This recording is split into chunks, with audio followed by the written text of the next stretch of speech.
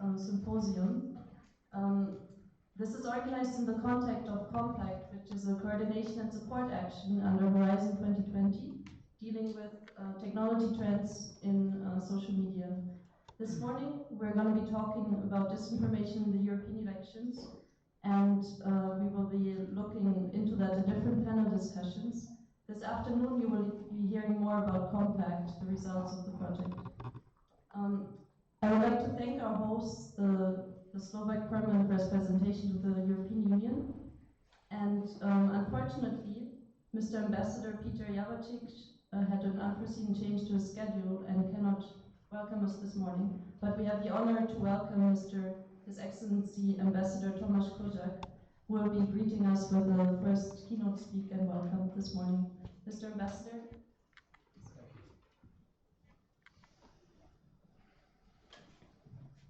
Thank you very much.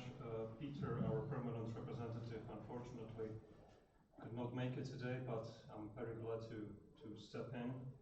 Welcome to the permanent representation of Slovakia. You will be dealing with a very important topic, European elections and role of social media here. For us as permanent representation, this is not only about a symposium, it is more importantly to get together policymakers, think tankers, NGOs, and to formulate policy recommendations to people who will ultimately decide on our action. I have seen your program. You will be here until 5 p.m., so quite a heavy agenda. If you wish so, you are mostly welcome to stay even longer. Just to put this seminar or symposium into the context, I'll start with a Slovak one, if you wish, and even more on a personal note. Next month, my country will commemorate the 30th anniversary of Velvet Revolution, and this was an important milestone in the history of Slovakia. Before that period, there was we were basically, the whole society was deprived of information and freedom. Me, I'm 42 years old. I still can vividly remember my father listening to the pirate radio of Radio Free Europe, eager and hunger to have more information of what's going on out there. Now, situation has changed dramatically. We seem to be overwhelmed by information, and it's not always easy to select what is right and what is wrong. Our National Security Agency, in its report in 2018, highlighted hybrid area and disinformation and all the stuff that's in there as one of the major security threats. Just to give you an example, GlobSec, one of the pivotal NGOs in Slovakia ahead of the EP elections, conducted a poll. What is the major worry of citizens of Slovakia, and two were mentioned. First, this is migration as a threat. I repeat, migration as a threat. And secondly, so-called EU dictate in Slovakia. This was the Slovak context. Now, the EU context, I'm glad that over the last couple of years, disinformation are more included in the agenda of the European Commission, but even more importantly of decision makers. This is the Foreign Affairs Council. Over numerous discussions the ministers had, last time it was in January this year, disinformation has been classified as a strategic challenge. And you know, it's a side effect of digital revolution. Last year, the European Commission adopted an action plan. This is important moment in the activities, but even more important, is the implementation and activities that should ultimately follow. You know, on disinformation, we always keep ourselves complaining that it is them doing bad jobs and dirty work. I personally think that it is their fault, of course, of the bots, of the trolls, of the third actors, you name it. But again, I think it is our fault as well, as a representatives of governments who still do not apprehend this issue as important one, still being sort of sidelined and still is not on the top of the list of the agenda. My colleagues informed me that MIT conducted a research in 2018, and they analyzed over 100,000 tweets shared by 3 million users, and the conclusions are quite stunning, I would say. First, the probability that disinformation is going to be shared among users is 70% higher when we are dealing with a fake news. Fake news reach the audience 6 times quicker than the real news. And the fake news with a notion of a scandal become viral sooner than any real news. Now the question is, what needs to be done? Again, I'll start with what we do in Slovakia and what is being done here in the EU, and then wrap up with a few recommendations. At the national level, as I told you, disinformation and hybrids has been identified as a major security threat, and our administration tries to contribute in solving this problem. Institutionally, within the MFA, there has been established a department for strategic communication that tries to respond to spread of fake news, and even more importantly, spread the news that are good, that are positive, so-called good news. The National Convention on the EU is going on back in Slovakia. PP the hashtag We Are EU, and our Secretary of State responsible for EU affairs is traveling constantly around Slovakia, visiting schools, universities, trying to explain the European agenda, and even more importantly, answer to questions that the students and civil society poses. And third, it's been initiated in this house back to school program where diplomats from the MFA, from the permanent representation, travel back to the schools and regions and try to explain what is important. At the EU level, I will be a little bit critical here, and critical not towards the EU, not towards the European Commission, but also critical towards myself as a representative of one of the 28 member states. We have an action plan for disinformation, fair enough, important milestone, but still somehow the implementation has not been regarded by policymakers as important. Within the EAS, there is a EAS Stratcom is unit. It's highly understaffed, and the calls by the EAS, by HRPP towards member states, that is to say towards my country as well, remains highly unresponded, I will put it this way. Third, in Helsinki there is a center of excellence on hybrid.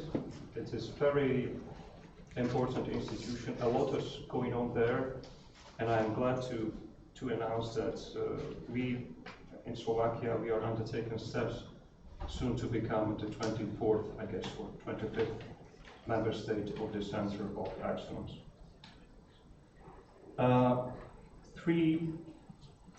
policy recommendations from my side, probably as an input to your discussions during the day for you as well.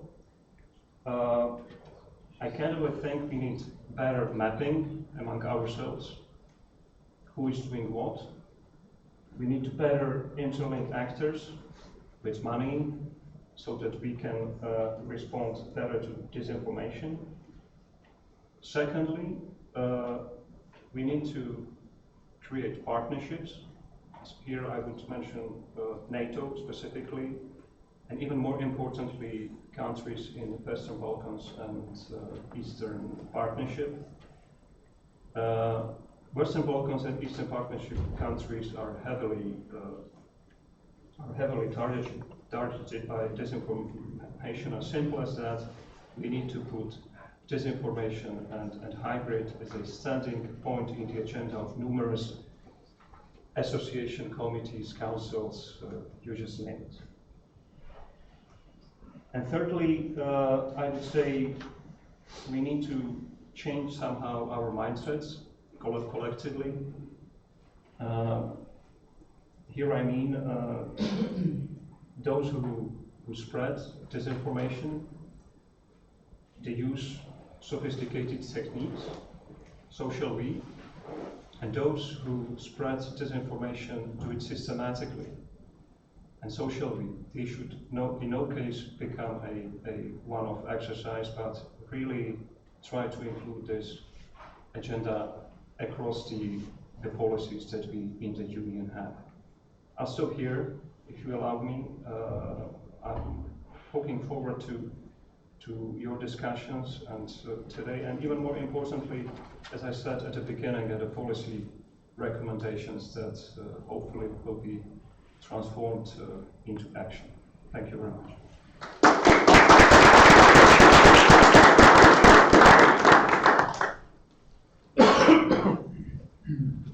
Thank you very much, Mr. Ambassador. I would like to ask the speakers of the first panel now to come to the seat. As mentioned, the first panel is about what lessons can be learned from disinformation in the European elections, how effective were the measures taken.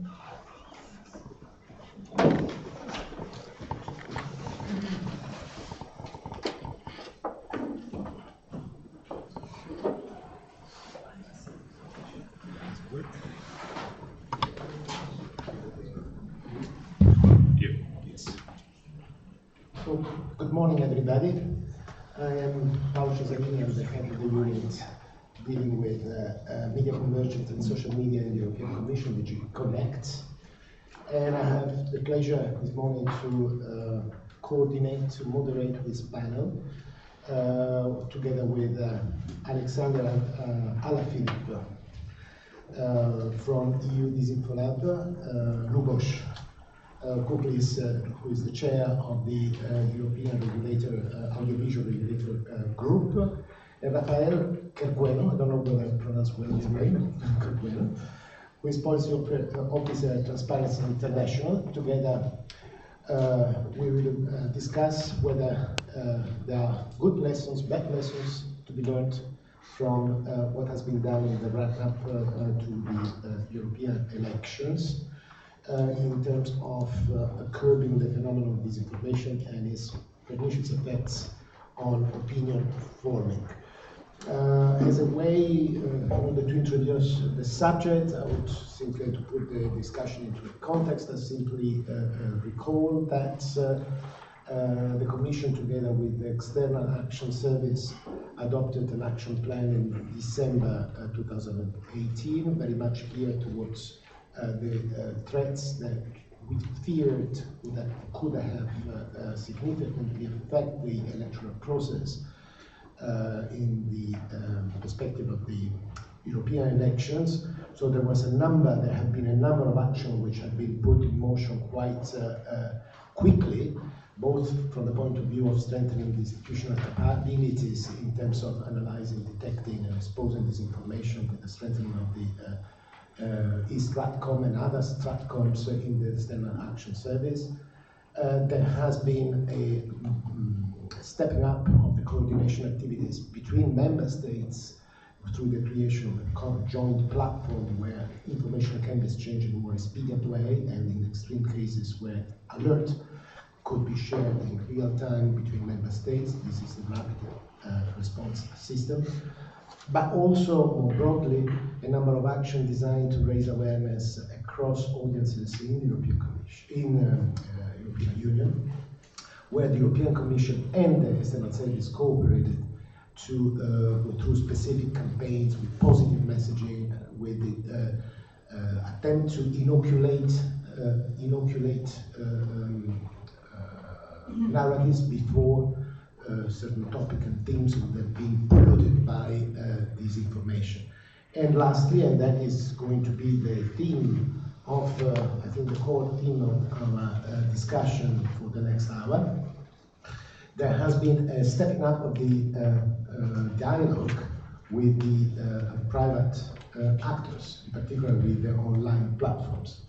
We have to remember that disinformation is a multifaceted problem. Indeed, there are threats that originate from outside our union, but the same techniques and methods to manipulate public opinion are also coming from inside, and more we can see that there is a shift from external towards internal threat and vice versa, so it's difficult to make a clear, neat distinction between the origins and the actors that are behind orchestrated campaigns of disinformation. Hence the need to have the civil society fully on board, and I'm happy here to have two representatives from the civil society, in order to have the antibodies that are necessary to fight disinformation built into a wider whole society approach. The code of practice is a bit a cornerstone in this in the attempt to deal with this multifaceted problem. In view of the election, the Commissioner has particularly insisted with the platforms to focus on those commitments that have been taken within the context of the code that were important to ensure the integrity of the electoral processes. In particular, creating more transparency and taking more robust actions against actors that manipulate the space through different techniques like the use of bots, the use of fake accounts, but even beyond that, the use of coordinated groups, of the deployment of coordinated groups that whose task is essentially to create virality around stories that are purportedly put into the space to distort public opinion forming. The second is about transparency of political advertising, and not only political advertising, but more generally advertising around topics of social interest, with a number of actions that have been taken by the platforms to systematically label sponsored content and to put that content into repositories, into libraries that are searchable for the research community in order to infer behaviors that relates to political actors. Sorry.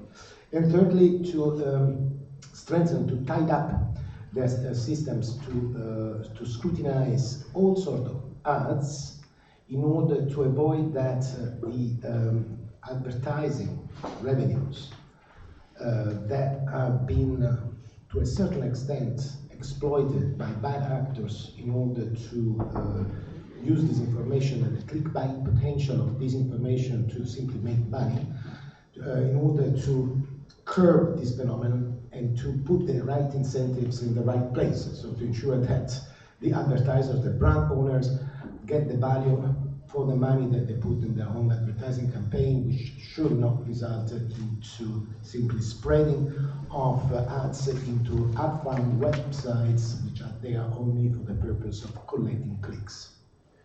So those are the main things that we have been focusing on up to May. And the results are mixed, but I don't want to say anything about the results because I'm much more interested in knowing what our panelists think about the results and how the actions taken so far have been effective in dealing with the challenge that we have just heard about.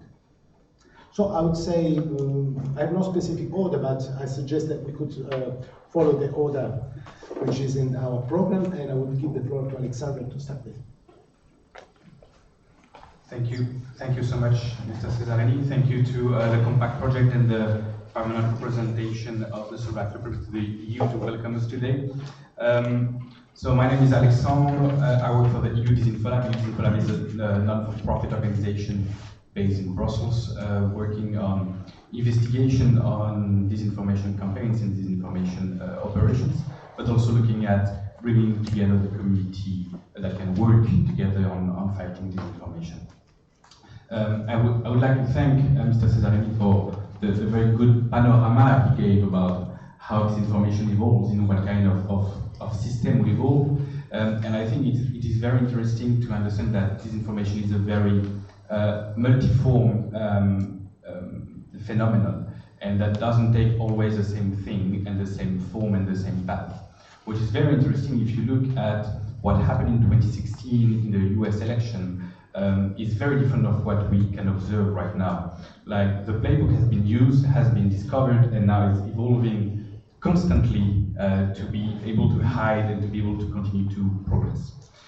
There were a lot during the past elections, and I'm going to talk about the last EU elections. There were a lot of expectations about foreign interferences and about having foreign states jumping into social platforms trying to disrupt elections, and I very much agree with your point on, like, we see there is a shift between foreign and national exchange of good practices or bad practices, we could say, in that field. And if we look at a few examples that have been seen during elections, it's very interesting to notice that thanks to a lot of civil society, and I would like to thank two organizations that did a very major work during elections. First one being AVAZ, the second one being ISD, Institute for Strategic Dialogue, looking into whatever campaigns have been noticed. It's very interesting to see how all of these campaigns are just talking to each other. The first screenshot you see on the left is a screenshot I took on Friday evening from a private browser, just looking at Google at Walter Hallstein EU. Walter Hallstein was the first president of the EU Commission, and you see that beside Wikipedia, the first two videos on YouTube in French are how Walter Hallstein is a Nazi and that the EU is a Nazi project. And this has been a very strong campaign by Frexit communities in France, especially during the EU campaign. And then this campaign, with a lot of virtual interest that they have, because they are very structured online, they are able to put YouTube recommendation very up in the way that you search for information on Google. And I think that's the first thing that is very interesting, that how human behavior and mass human behavior actually can change the way information is displayed online and can change how you access information online. And this is also based on your personal recommendation. So the more you see this, the more you're going to be recommending this, because there is an interest for the platforms to show you and to distribute you content that you will consume. And I think that's one of the first very interesting things to notice, like how all of these platforms, all of this information can be talking to each other, because the algorithms are working in one way, which is trying to attract you and trying to get your interest. And this is what is called the attention economy.